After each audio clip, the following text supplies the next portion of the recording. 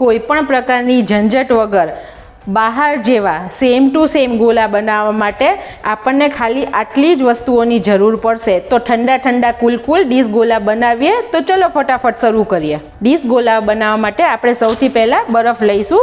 તેને આપણે એક મિક્સીની જારમાં લઈએ છીએ અને આમાં તમારે ધ્યાન રાખવાનું છે કે આપણે જે મિક્સીની બ્લેડ છે એની ઉપર બરફ નહીં આવવા દેવાનો, નહીં તો ઘણીવાર બ્લેડ તૂટી જાય છે. તો આપણે તેનું ધ્યાન રાખશું. હવે આપણે આને ક્રશ કરીએ. હવે તમે જોઈ શકો છો કે આપણો આ ફ્લેક્સ બરફનો બની ગયો છે. આપણે એને બહુ હાથેથી નહીં અડવાનું, નહીં તો આપણી હાથની ગરમીથી બરફ ઓગળતો જશે. આપણે તેને આવી રીતે બાઉલમાં લઈ લઈએ છીએ, જેવી પ્લેટ આપણને બહાર ડીશ ગોલાવાળાને ત્યાં મળે છે.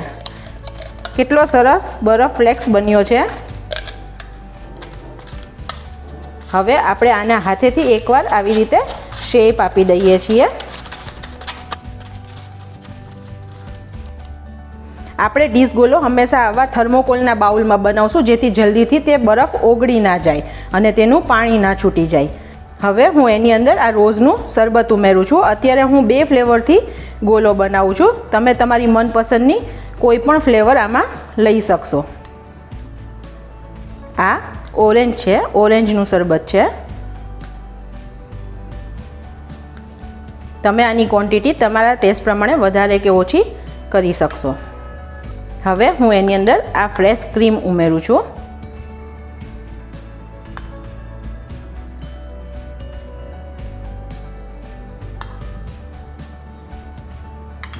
આ મિલ્ક મેડ છે. આની જગ્યાએ તમે રબડી પણ નાખી શકો છો.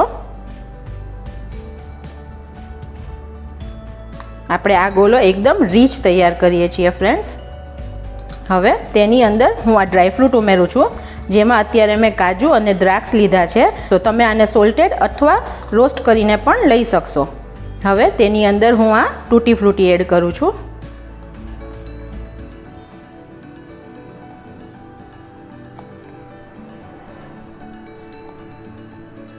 છે ને ફ્રેન્ડ્સ, જોતાં જ ખાવાની મજા પડી જાય તેવો આ સૂકું ટોપરું ઉમેરું છું.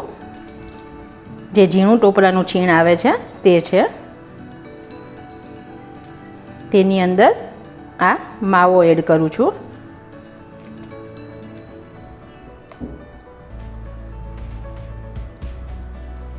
ઉપરથી ફરી પાછું થોડું સિરપ નાખીએ છીએ.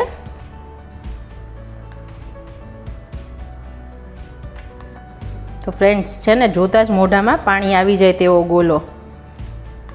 કોઈ પણ મહેમાન આવ્યા હોય તો તમે ફટાફટ ઉનાળાની સિઝનમાં બનાવીને આપી શકો છો.